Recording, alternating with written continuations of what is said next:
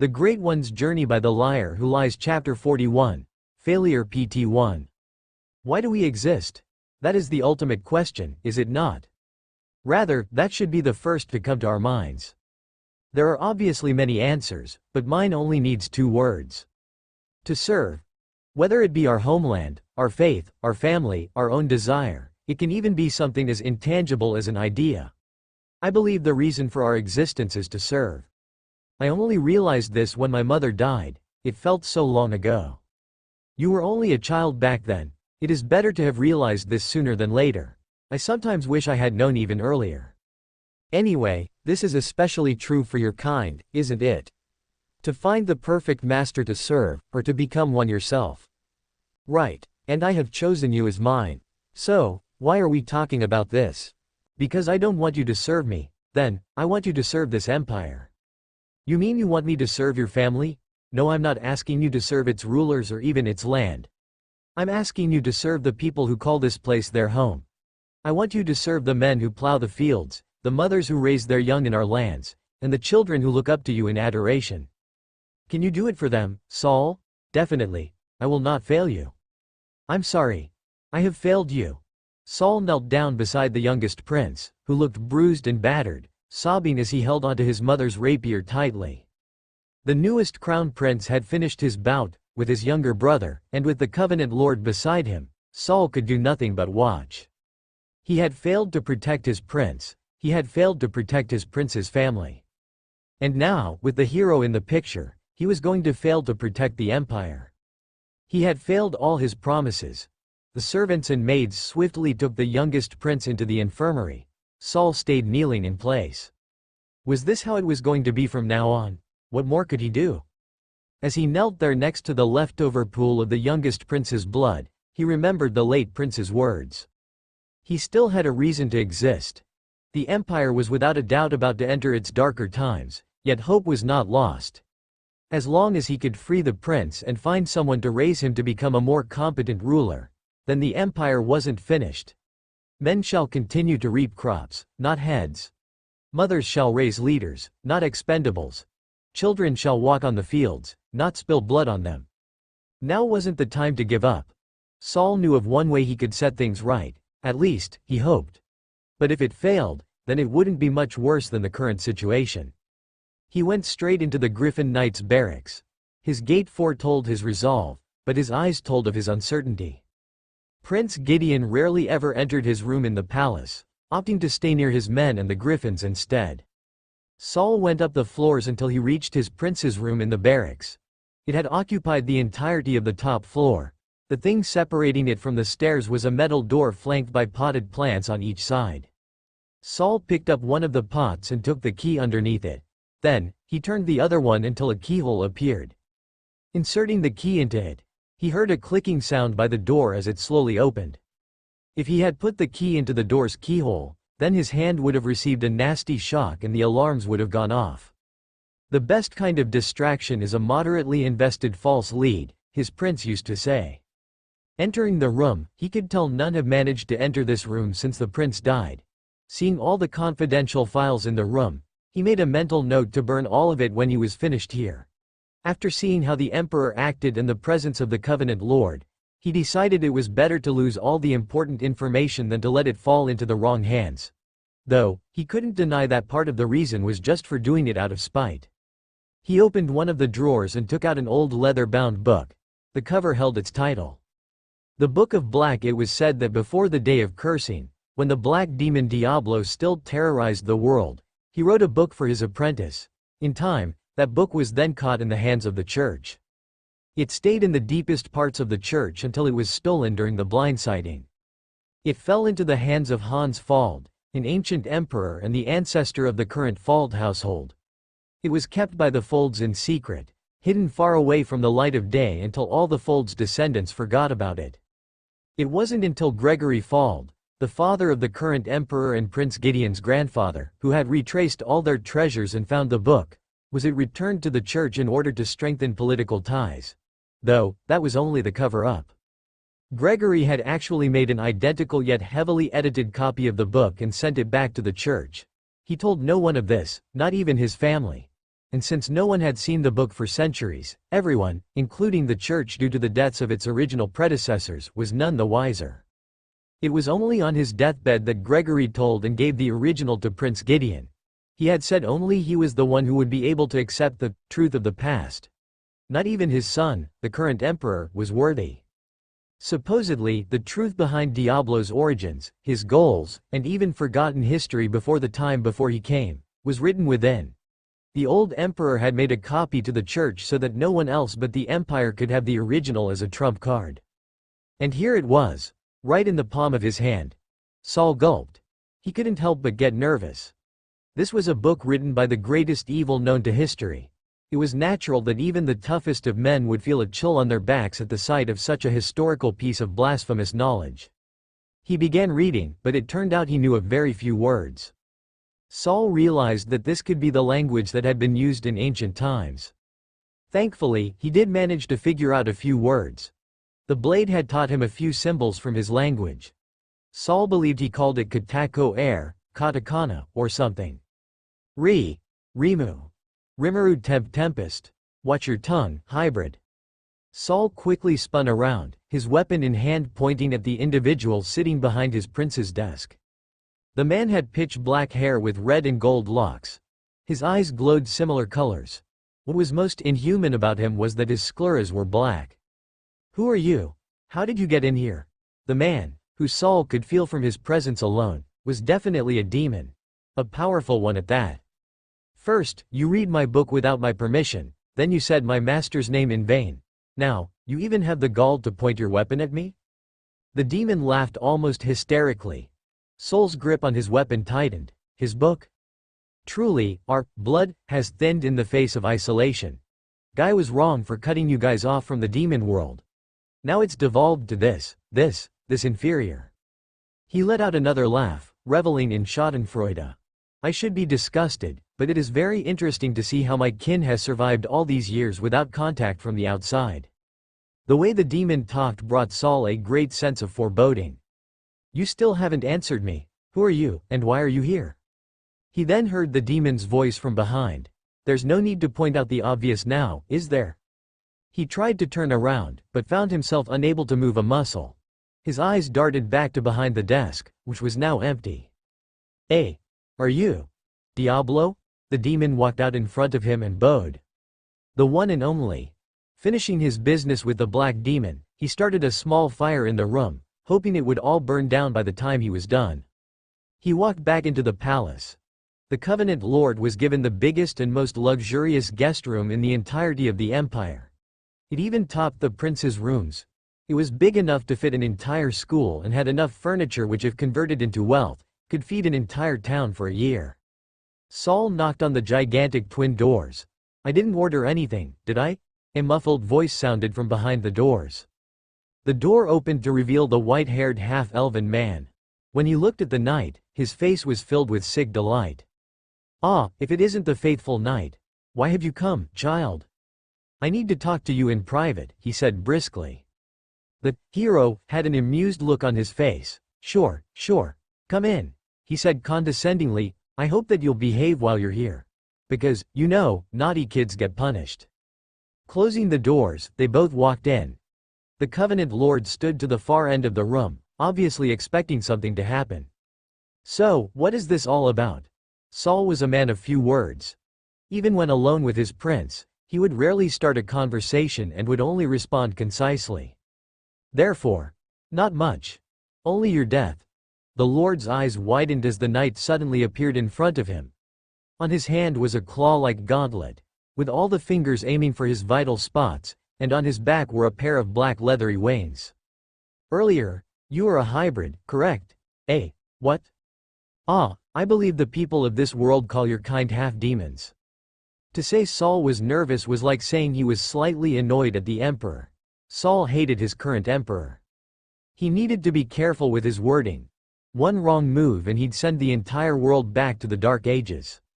Yes. That is what I am. Excellent. The demon gestured to him to sit behind the desk. To that the knight only stood awkwardly. He sighed and snapped his fingers, and Saul suddenly found himself sitting on his prince's chair. Relax yourself.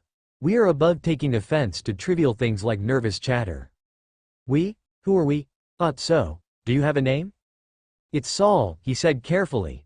Raising an eyebrow, Diablo asked, who named you? Myself. How arrogant, said the black demon, his tone coming close to a sneer. Not even my master named himself. Only the most prideful of demons dare to do something so sinful, and you are no descendant of his. Saul had a hard time understanding. You had a master? Have. The demon narrowed his eyes. I'll forgive your impudence only because you know so little about him. The knight gulped. The master of the black demon. Just what kind of abomination was he? The knight felt his stomach drop. But enough about me. You seem to be the type to get straight to the point. How much are you willing to sacrifice? What? Do not lie to yourself. For what reason do you covet my book if not for power? I thought you knew everything. That was honestly what he thought. Since, what kind of being could sense the name of their master from a random place far, far away? Diablo chuckled before pointing towards the book. That book contains records of what I saw and heard. In return, it has become my other eyes and ears. Shaking his head, he said, it's not my job to know everything. That job unfortunately already belongs to someone else. This time Saul was certain the demon was sneering, but not at him. The knight then felt another pair of eyes staring at him. If Diablo's gaze was like a gateway to damnation, this gaze was like drowning him in a freezing lake. The cold biting his skin and the water stabbing his lungs. It felt like the owner of those eyes saw the world as if it were a chessboard, only that it had seen and memorized all the moves. He looked around but couldn't see anyone else. You needn't eavesdrop. I will report this myself upon his return. My guest and I are already uncomfortable with you just staring at us. Diablo sounded like he was genuinely annoyed at the other party. HMPH. The coldness suddenly vanished, as if it was never there to begin with. Was that the voice of the world? Asked the demon amusedly. No, she's much, much worse than that piece of junk. He continued, the voice eliminates all that try to go against it and the ones who try to gain access without its permission. She, on the other hand, would use those that went against her and our master up until the very last drop of their potential. Only then will she punish them into eternal damnation. Saul trembled. All this talk about him belittling the voice of the world and talking about the outside, and the people he didn't recognize made him feel that that the whole world itself was insignificant. That the might of the empire itself stood no ground against beings who were truly ancient. Before we get on to the price of power, I would like to ask you something. Saul was suddenly confronted with the all-too-familiar question. What is the reason for your existence? At that, the Griffin Knight said without hesitation, to serve. The demon's face turned to surprise before turning into fervent joy. Precisely. There is no greater task in existence than to serve willingly. The demon clapped enthusiastically. Bravo, bravo. The round of applause continued for another minute until the black demon stopped. All right. You are worthy of my help.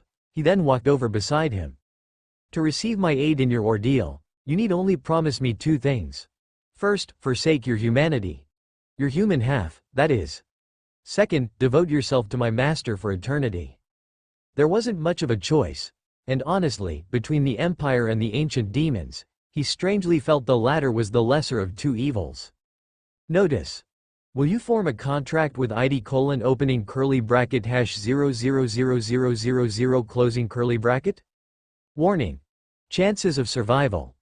Less than 0.01%, as if hearing the same thing, Diablo's grin widened before him. He decided it was best to ignore what the actual pact the notice the voice gave him. I promise. He wouldn't fail anymore, this was his last shot. Good, good. Diablo touched the back of his neck. I've transferred the runes onto me, but don't worry. The other party will be safe. I already read the contents of the magic. And did you honestly think that something as trivial as an elder sigil, one from a being no older than a few hundreds of years even, could affect me? Diablo snorted. Elder sigil. The demon explained dismissively. A sigil that produces runes which are supposedly 100% effective against those younger than the user. It works especially well with punishing younglings. Though, it's surprising that one fell onto his hands. We haven't used those since the then new school policy. Damn rebellious crybabies. Diablo clicked his tongue. He then produced a dark metal gauntlet that had fingers that looked like pointy claws. One attack from this should destroy the sigil and all the runes tied to it. Be wary, though, it will only work once. Then it will self-decompose. If you haven't turned into a full demon by the time this item is used, then I will take it as if you betrayed the promise. If that happens, well, just remember what will happen if I activate this rune. Prince Thomas. What had he gotten himself into? Now he was going to unwittingly involve the poor prince too? Don't be so distraught. Regardless if you succeed or fail, if you keep your end of the bargain, then I will remove the runes on the other party. I swear on the name given to me by my master. Oh, that was much better. All right. The demon nodded. Then I will take my leave. Now go and fulfill your purpose. And with that, he vanished. Huh? I knew I felt a bit of demon within you the moment I cursed you.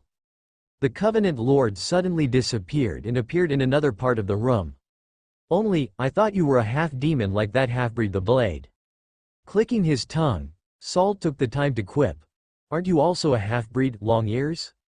The Lord's face turned ugly. Well, he was already ugly to him, so he turned even uglier. How dare you? You'll pay for what you said, you naughty boy. The Lord then smirked, realizing something. I still have my runes on you, you know. The Lord flicked his hand, expecting something to happen, but after a short while, nothing did. What? I've already gotten rid of them, you have nothing on me anymore. Saul rushed to him again, and the Covenant Lord teleported again. That's impossible. How, pack you, that's how, was his reply. Saul looked below where the Lord had stood. There were runes etched. A quick stomp wrecked the floor and the runes with it. This cycle repeated until the Lord only had one teleportation rune left. Shit. I'm not weak in melee combat, but even I know I don't stand a chance against a full-fledged demon in close-ranged combat, thought the Covenant Lord. Looks like I'll have to use that. Before the claw pierced him, he casted, Summon, St. Claws. Saul could practically see his victory taken away from him one more time. Before the claw entered the Lord's bowels, another creature appeared and took the hit for him. The creature was naked, had red skin, and had a white mane on its head. It towered over him. On its hands were claws even longer than the ones that the black demon gave him. Overall, it looked like a cross between a lion and a man who walked on two legs. There was a sound of shattering. Looking down, he saw the claws crumble to pieces. No. Damn it. Damn it all, not again. Saul fell to his knees in defeat. He had failed once again. Knowing this, he let out a guttural scream. St. Claus looked at the screaming man and took it for a challenge. It roared louder before it swung its hand and gored the man. One of the Empire's finest metal armors stood no chance against them. The claws tore through them no harder than it tore through the knight's flesh. At the repeated slashing of the beast, the knight was turned to mincemeat in seconds. A black light remained, before it was suddenly absorbed into an even darker swirling hole that appeared out of nowhere. It was quick enough to disappear that the distracted Covenant Lord didn't even notice. The Covenant Lord sighed in relief. Ha! Ha ha ha! Ha ha ha ha ha! I was right to enslave you. You make a pretty great slave, good job, child. The Lord once again flicked his hand. Now go back to your cell. Unsummon, St. Claus. And once again, nothing happened. The beast slowly turned around to face him, its face a mix between great joy and deep rage. Joy at having its freedom once again and rage at the little white elf for caging it for years. Without a moment of hesitation, it pounced on him. F***CK. The Covenant Lord had no choice but to teleport using his last surviving rune, which was promptly destroyed as the beast let out its terrifying aura, which cracked the whole floor of the room, destroying the rest of his runes on the floor with it. Shit. Having lived for this long, the Lord was bound to have a few tricks up his sleeves, literally. He pulled on his sleeve, activated the rune that was on his wrist, and shouted, "Half-breed, I need your help." He had other heroes as options, but he figured the blade was the perfect one, what with his connection to his now newly graduated slave. "What do you want, John? It's very urgent. Life-threateningly urgent, I need you here now." "I'm busy, and since you're such a big boy, you can handle a few problems on your own, can't you?" The Covenant Lord growled. He hated dealing with demonic scum. He quickly dodged another attack before replying. Don't you dare mock me, demon. If you want your brother dead, now's the best time for that. A brief moment of silence permeated before the blade answered. You owe me. More than you have before. Yes, yes. Whatever, arg. A claw hit his shoulder. Greater summon. Blade. Just before its other hand fell onto him, it was blocked by a curved, metal sword. The holder of that sword, while tall and muscular, still looked smaller than the beast. Yet, the man was able to push back the beast far enough to give room to breathe. How long has it been since we last faced each other, brother? The answer the clawed beast gave the blade was naught but a guttural roar. Don't worry. I will free you, and with that, they clashed. He didn't need to look back to know the Covenant Lord had run away the moment he arrived. It was in his nature to be an ungrateful coward. He looked back at the monster his brother had become. Before him was the symbol of his failure. He gripped Orpablitz tightly. I won't fail you again. The blade charged, and so did the red beast. His katana entered its stomach, and its claws entered his chest. A normal man would have fallen from just one piercing. But the blade was anything but normal. Gladiator. The beast roared in pain as the blade of the sword drank up its blood from inside. The blade sliced open the beast's stomach, letting blood and gore drop down onto him. As they separated, the holes the monster punctured into the blade slowly closed. Bloodletter, Undying, and Baptism were subskills to his gladiator skill.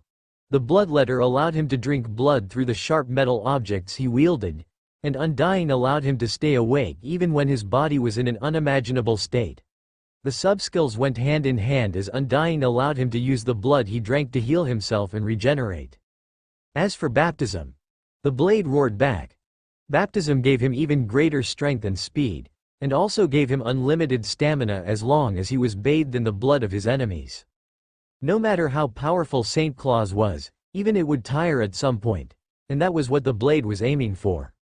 In its moment of weakness, the blade's blade went through his brother's neck.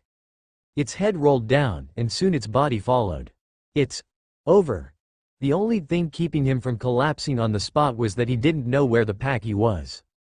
Only an amateur would show their backs in an unfamiliar place. He needed to get to a safe place to calm himself down and rest.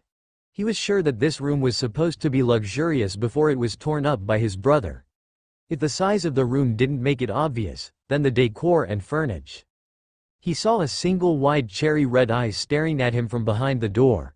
He walked towards it slowly, so as to not scare the child away. Who was he kidding? His current state alone could make grown men vomit and shake. Yet, strangely, the child showed no sign of fear. The blade opened the slightly ajar door.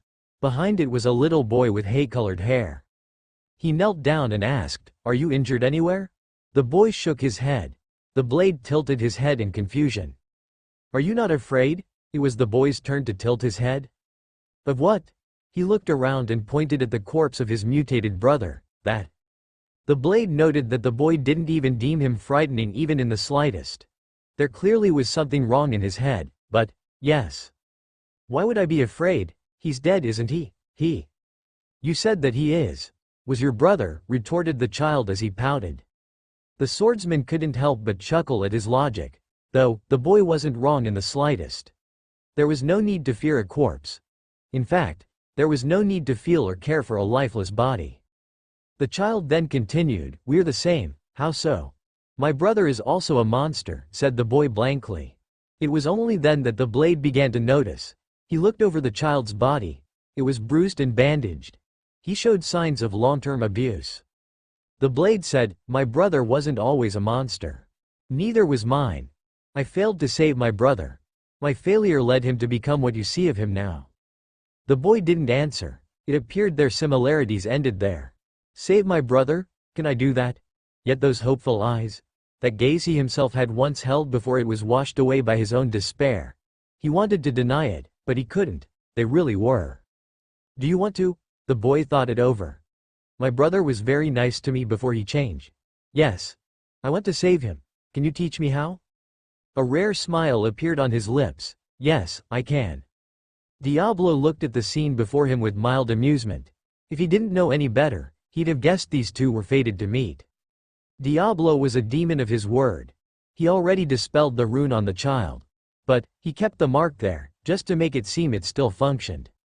This should be fun. He made note to return a few years later to see how their relationship progressed. Oh, and about that matter with the Aubert Childs group too, thought Diablo. With that, he teleported out of there, to meet with his newest recruit. On Soul's side, when he opened his eyes, all he could see was darkness. No, not darkness, but pitch black, over here. Turning to where the voice came from, he saw a black wooden desk, and behind it was a little girl with violet hair.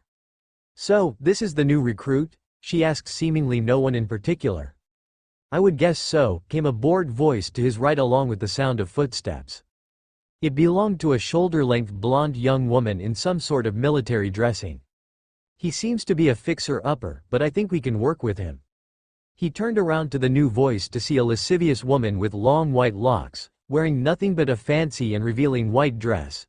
She had a playful smile on her face. Now, let's not intimidate him," he then heard Diablo's all-too-familiar voice. Turning back, he saw the violet girl stand up, the other two girls stand beside each end of the desk, and Diablo before him. "This may be a bit sudden, but we would like to formally greet you." He signaled with his hand before he and the girls either bowed or curtsied. It seemed like they had done this way too often. "Welcome to the Black Numbers." In any other circumstance, Agama Mori, or Mario Magna the Archmage, would have rushed towards the sudden appearance of a unique skill that was so near to him, but the Great One, and the Watcher, appear before the burning hearth, the bleeding heart. "Indeed he has. Indeed she has. Indeed they have," squawked his spirit owls. Damned cryptic messages. Honestly, he never found a reason to act so mysterious, other than to pack with people. He could have said, "To each their own," but it needed to be said that prophets who always talk in puzzling and cryptic messages should shove their prophecies up their ass. Mario snapped back into attention. Before his desk sat a man in black overalls, wearing a black turban and a dark metal mask on his face. This man was the reason the Archmage was currently unable to head towards the new unique skill user. The masked man spoke, "My Sultan has sent me to inquire about his children. He asks you how they are faring in the academy." Mario brushed his beard and asked, "Is that all?" The man went silent for a little while. Both stared at each other calmly. "My Sultan asks if you have reconsidered his prior proposition?" The mage shook his head, denying, "No, my answer still stands firm. I will have no part in his intrigues." The man nodded, accepting the response. "I'm more than happy to tell you about the children. But first, might I ask you something about yourself?" The man tilted his head. "What is it that you would like to ask?" The disguised demon lord eyed the man and asked, "You seem different from the other dusk guards. I thought the Sultan's power didn't allow true sentience. Why are you not the same?" The room was once again silent. The man was obviously debating whether it was fine to reveal such information. In the end, he answered, "Indeed. My Sultan is unable to create sentient beings." "I see." It was now the man's turn to ask. "I have heard that the blade will be staying here for a few years, is that true?" "You're correct. Please give him regards from my Sultan. I'll make sure he knows that the eclipse of the Great Nine says hello. Now, on to matters regarding the children." A loud knock sounded out from the door, before it was quickly opened, revealing a man in his prime with striking emerald eyes. Mario's attendant quickly followed, saying, "I'm sorry, Archon, I tried to stop him, but he kept insisting to meet with you right now. I'll go get the guards in." No, let him in," the Archon of Magic said. He recognized those eyes anywhere. There were only two others who owned such similar eyes. And unlike his brother, this man wasn't fully human. Mario apologized to the turban-wearing man, saying this would be quick. "Aaron Viengri, it's good to see you. What do you need from me, currently?" The man smiled sheepishly and said, "Sorry, Mario. I just wanted to know where Roderick is." The scene of the meeting between Thomas and the blade faded away before Jack and Felicia. In its place formed a circular tunnel with a light shining at the end. "What is this?" asked Jack. "This will lead us to Thomas," answered Felicia. The pair, and the hidden pair, marched their way through the tunnel. "What is this place? This is supposed to be the hub." They were currently above a tall building in the middle of the night. Jack walked towards the edge, with Felicia following closely. Both gasped at what they saw below. Below them was a crumbling city burnt alit with orange flames. "Look, the heck is that?" pointed Jack. A fair distance away from them flew a giant bird, made out of metal. "It's pooping." It dropped a row of tubes from the area around its belly. When they hit the ground and buildings, they exploded, destroying the immediate space around them. "Holy shit. Literally, what the pack?" Jack looked at Felicia for answers, but it didn't look like she had any. "Okay, I'm done with this mystery bullshit. You said you were going to explain to me what's going on." Okay, will you just calm down for a minute?" Felicia closed her eyes. She could faintly hear someone's voice. "Ka-san. Oh Ka-san," it said. She looked around to see who was saying that, but found no one other than Jack. The boy was looking anxiously and frustratedly at her, asking for answers. A pang of guilt hit her for dragging him into this, even though she didn't know how he ended up here. "Sorry, I didn't mean to keep you in the dark." Felicia told him what she knew about the skill and all its descriptions, along with her ability to sense people's emotions. Unique skill. Heartfelt abilities. Apocrypha, your soul shall trace all history. The user and target may share memories to strengthen their bonds. The user's soul will be transported to the target's body meanwhile. If this ability is activated without the target's willingness to open up their past, then until the forming their soul corridor or the target's death, the user may not leave the target's body. Familia. Your bonds shall tie your world. If the user's bond with someone or something is strong enough, they may attempt to establish a soul corridor. Kyrios. Your body is an altar, the center of your domain. A mental hub for the user and the ones who have established a soul corridor with the user, along with the current target of Apocrypha. The user and an Apocrypha target will end up here after looking at each other's memories. Rebellion? So this place is supposed to be a safe spot for us to rest? Feels kinda like the opposite to me? To that, Felicia could only smile weakly. So, this is where we'll meet Thomas? Right after he finishes going through your own memories? She nodded. Jack looked at her weirdly and asked, "Are you sure you're fine with someone else looking through your memories?" She was about to answer, then stopped. Her expression was all Jack needed to know. "You didn't think of it that far, did you?" The girl's cheeks reddened and she looked away. She said, "I did it in the heat of the moment. Plus, I just got the skill, so I didn't really get how it worked." Jack scratched his head, asking a question to divert the awkwardness. "So, what's up with your last ability?" She frowned and shook her head. She still didn't understand why the last ability was only filled with question marks. She answered, "No idea." He rubbed his chin and said, "Well, yours does seem different from mine." Felicia tilted her head and inquired, "Different, how exactly?" "Well, for one, my skill doesn't have the label, unique, on it. In fact, I've never heard of a skill with that label." Felicia cupped her chin. She really needed to find someone more well-versed in this, preferably as soon as possible. "Try remembering what you did to unlock the skill." "What do you mean? Like, what were the requirements you met for you to gain that unique skill?" "Requirements for my heartfelt skill?" thought Felicia. Notice. Conveying information, Could the voice always have done that? Requirements that were met. Empath, user must have the ability to sense emotions. Trial by fire. User must risk their life to prove their worth. Opposites attract. User must be within range of the holder of heartless. Destiny's reach. User must be reunited. As she was hearing the voice of the world, it suddenly became jumbled and unintelligible. Before she could even ponder what was happening, it suddenly changed back. Notice. System override, warning. Requesting identity.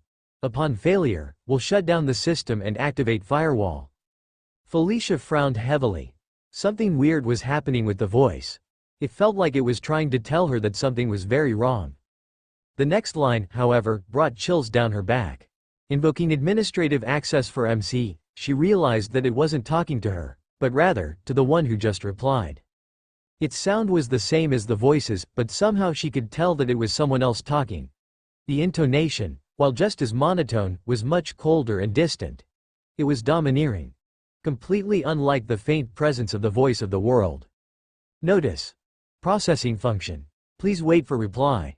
What terrified her most was that she could feel its heart. Notice. Identity confirmed. Administrative authority granted. Manual input and functions activated. Manual, MC, alteration of requirement, destiny's reach, scope. Description, change. Access requirement increased. Each word it said felt like frost bites freezing her fingers. Her arms and legs were starting to shake from the sheer cold invading her, despite the apparent heat coming off from the air. Her teeth were clattering from the coldness and the fear she felt. Jack saw this and worriedly asked, "Lish, what's wrong?" He touched her hand, only to retract his hand as he felt coldness in hers. "Hey, snap out of it," shouted Jack as he shook her shoulders. It was the most Felicia had felt from someone's, or something's, heart. It was very different from Thomas's inferno. It was much colder than her father's downpour. It was more terrifying than her brother's den of rattlesnakes.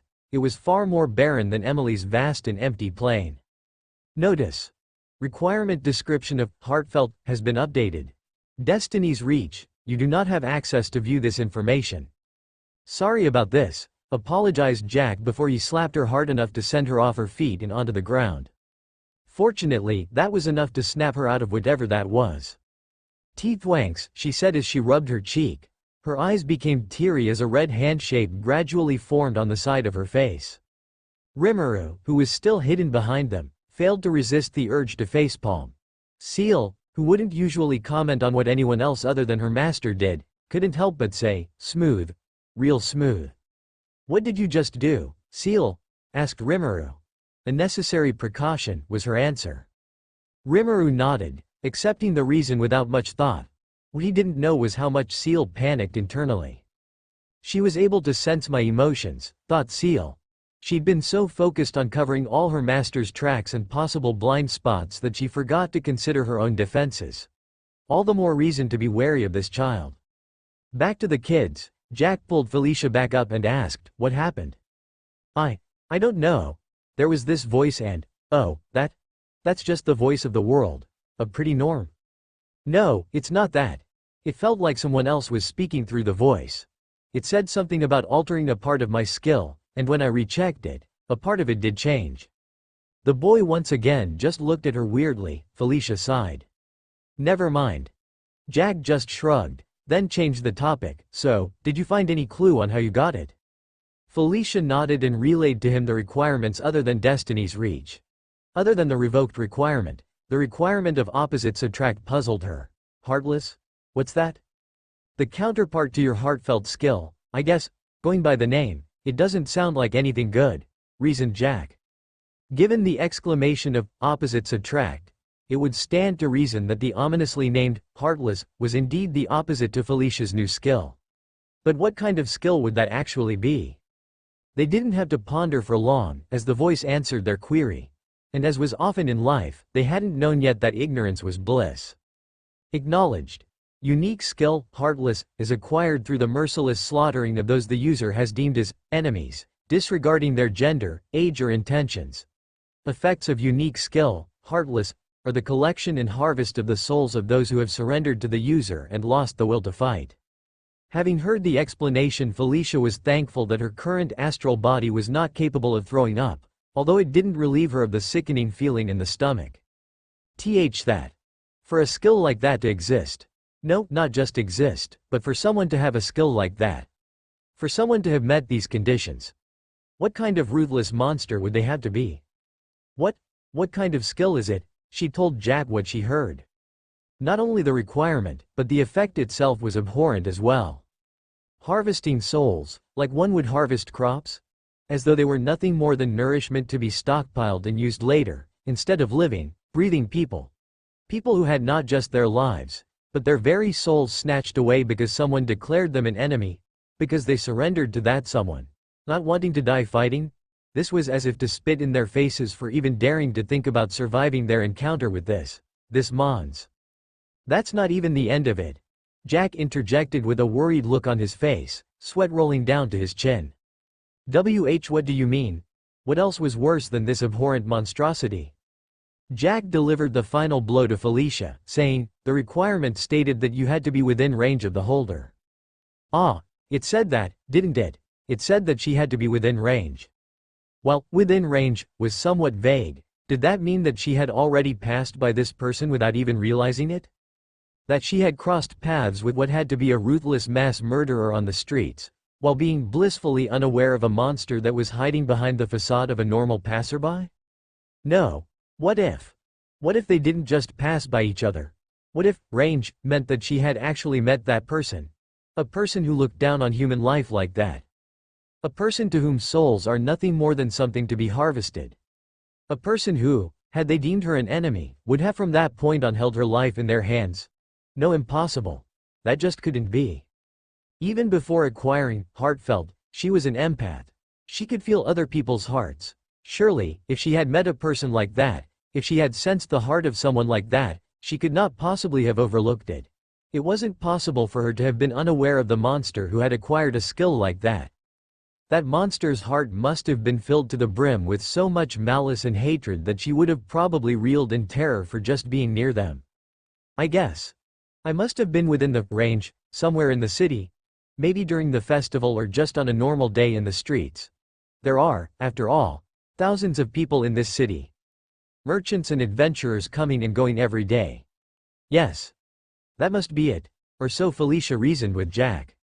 As terrifying as the thought of a person like that being out there was, they weren't ignorant enough to think that there weren't bad people among the thousands and thousands of citizens walking about. Why yeah, I guess you're right. Damn, if only we had a better clue on who they were. Then maybe Mom and the Blade could take them down. Having come to a consensus, they decided to tell them when they were finished with all of this. Yet, there was something Felicia had missed.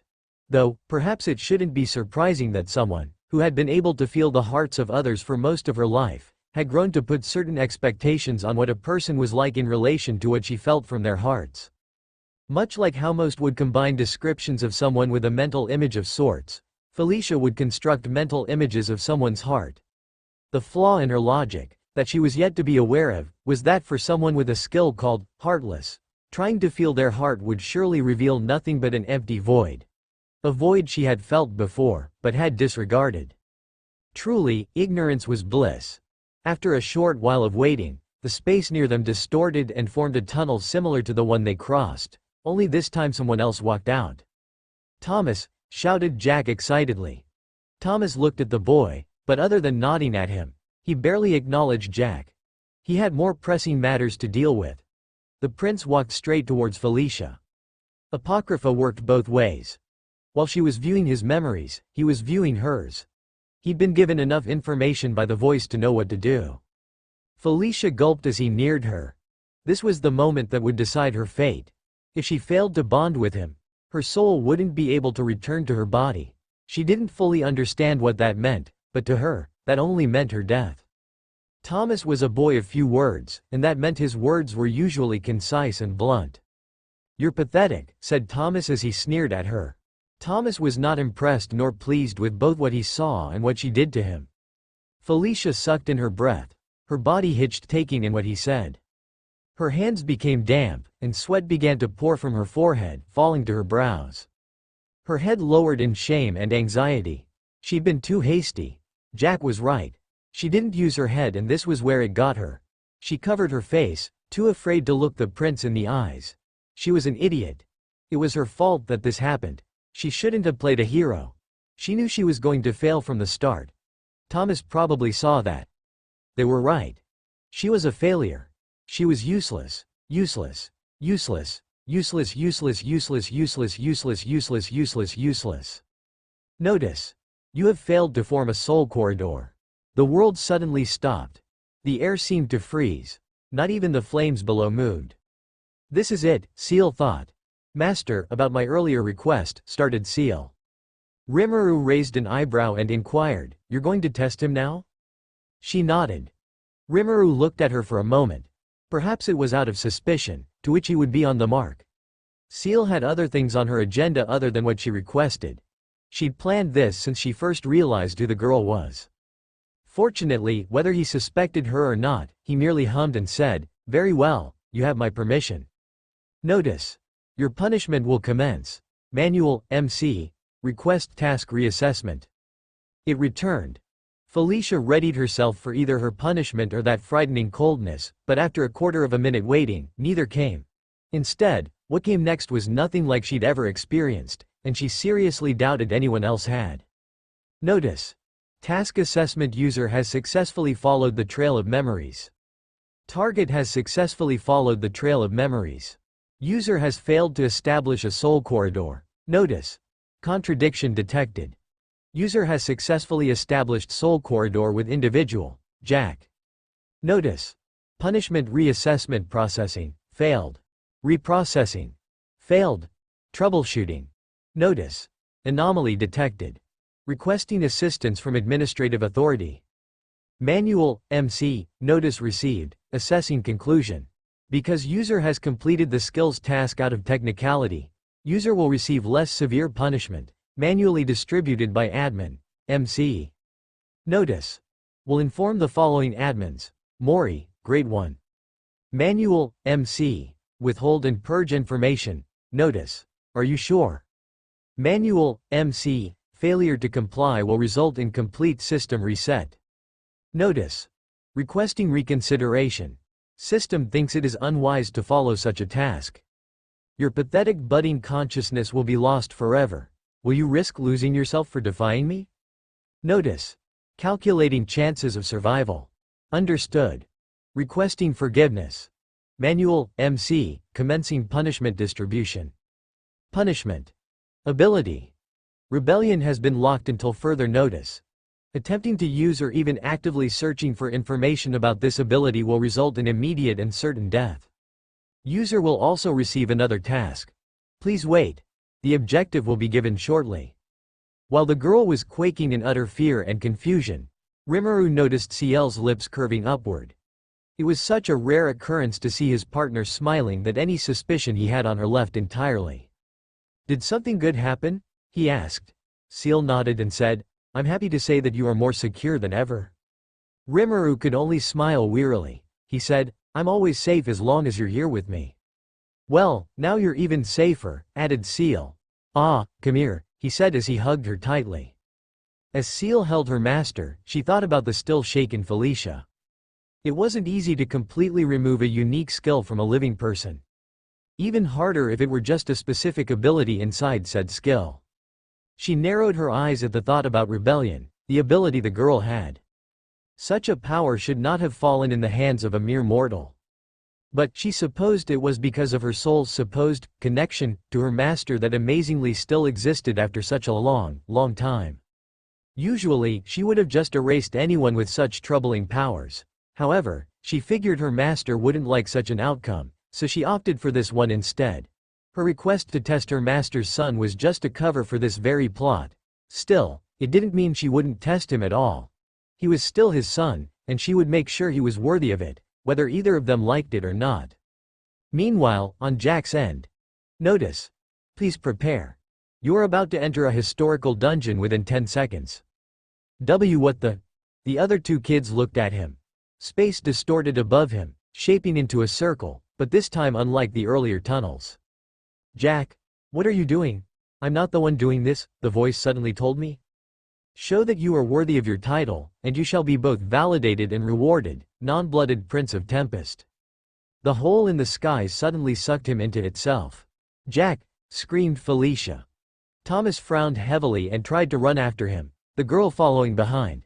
Before they could, however, the voice once again sounded in Felicia's head. Notice. Conveying task objective message from MC. You are to complete a historical dungeon of your own. More detailed objectives will be delivered once you are inside. As this is your first time entering a dungeon, individual, Thomas will be sent to aid you. The building crumbled, along with the rest of the city, turning into sand. The sand swirled around Thomas and Felicia as they fell. When Jack woke up, he was in a glade in the middle of a forest. It was no longer night, but around the middle of the day. He quickly searched for his Bakken, which was fortunately not far from him. As he knelt to get his weapon, he heard faint vibrations in the air. It was as if a creature with more than 4 legs was crawling. The fact that it became louder meant that it was coming for him. Jack prepared himself by going into his usual stance. As the creature came nearer, The trees from the area it was coming from shook and slightly spread it away. Soon, out came a creature that could only be described as a packing gigantic ant. It screeched before running towards him. Jack quickly used Shadowfoot to skip over to its back. Jumping out of the shadows, he swung his weapon at its bulbous back. A loud crack was heard. Jack looked down to see his bokken snapped in two. Pack. What happened next was akin to a cat and mouse chase. It needn't be said who was who. Ah! Help! Jack jumped in and out of the shadows until he overused his skill, while the giant ant kept close behind. Jack ran, and ran, and ran until he reached the end of a forest. He ran towards it, only to find himself on the edge of a very steep cliff. He turned to see the ant approaching him slowly, as if it knew he had no way out. He wasn't sure if he could save himself from such a fall after he'd strained his skill. He didn't have much of a choice, though. He gulped, preparing for the worst. Before he could jump, however, a shadow fell over him. He looked back to see something, or someone, jumping from below the cliff over to the ant. His ears picked up on the sound of a sharp blade being drawn, and not a second later, the ant was cut to pieces. The owner of the blade turned his it towards him and said, "Halt, Tempest! This is intruder soil. What trespass do you have business in?" "What? Wait, shit! I got it mixed up," exclaimed the swordsman. Taking a closer look, he saw that the swordsman in person was even shorter than him, and that he was completely green. He also had a button nose. No, not button as in a cute petite nose, but button as in a big packing button-like nose. The green man cleared his throat and shouted again, "Halt, intruder! This is Tempest soil. What business do you have trespassing around these parts?" The green man then took a good look at him and blinked. "Oh, a kid," he said as he sheathed his blade. He scratched his head and said, "Ah, geez. How the heck did you end up here? Come with me. I know some guys who can help you get back home." His mom told him not to trust strangers easily, but Jack thought that he'd have a much better chance surviving following the little green man than he would in this forest. "Name's Gobuta, by the way. What's yours?" Jack. Jake." Gobuta eyed him in bewilderment and said, "If you wanted to use a fake name, you shouldn't have said your real one before swapping with a fake." Jack hung his head in disappointment. Gobuta laughed and said, "But it's totally cool with me. You shouldn't just give your real name to a stranger you've just met in the forest." Jack chuckled nervously. "So, should I call you Jack, or are we just going to roll with Jake?" asked Gobuta. Jack thought over it a little bit and said, "Well, I don't see why I should keep lying." "Well said, Jack. We're almost there." They'd walked a little while until they reached a hill with a single tree on it. Beside it, Jack saw palm-sized stones stacked together into a small structure. As they walked to the top of the hill, Jack finally saw it. Below the hill was a sprawling lively city. Gobuta turned towards him. With his chest swelling with pride, he said to the boy, "Welcome to the monster country, Tempest."